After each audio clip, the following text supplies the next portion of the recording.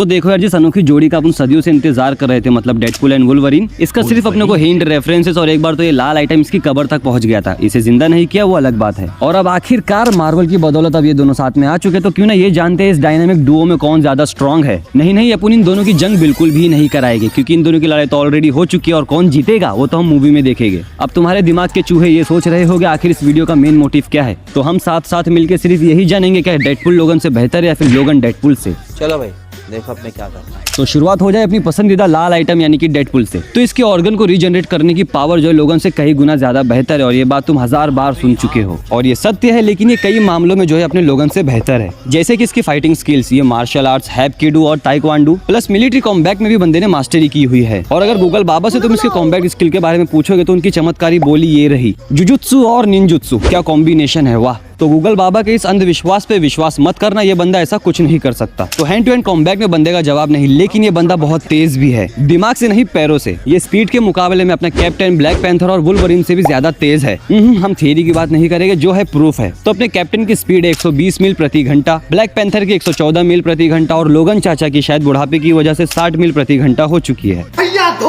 और हमारे इन दो सुपर हीरो की स्पीड से हम सब वाकिफ है, क्योंकि ये सिविल वॉर में रनिंग कर चुके हैं। और गूगल बाबा के जो कहे हुए शब्द है यानी कि 60 मील प्रति घंटा, ये झूठ है, क्योंकि लोगन की स्पीड भी लगभग इनके बराबर ही है। पर अगर डेडपुल चाहे तो इन तीनों को चैलेंज करके रेस में हरा सकता है। अगर गूगल बाबा की माने तो डेडपुल की स्पीड है 150 मील प्रति घंटा। फिर से बोल। सोच सकते हो कैप्टन के मुकाबले में 30% ज्यादा। खैर इन चारों की रेस होना तो नामुमकिन है, लेकिन ये चारों कम भी नहीं है। इसलिए जब इनकी रेस होगी तभी पता चलेगा कौन किसकी मारता है, मतलब बाजी मारता है। और इसकी रीजनरेट करने की पावर की बात बिल्कुल नहीं करेंगे, क्योंकि तुम भी ये जानते हो अगर इसका नुन्नू भी कट जाए तो वो भी रीजनरेट हो जाएगा। इतने पैर फैलाने जरूरी है।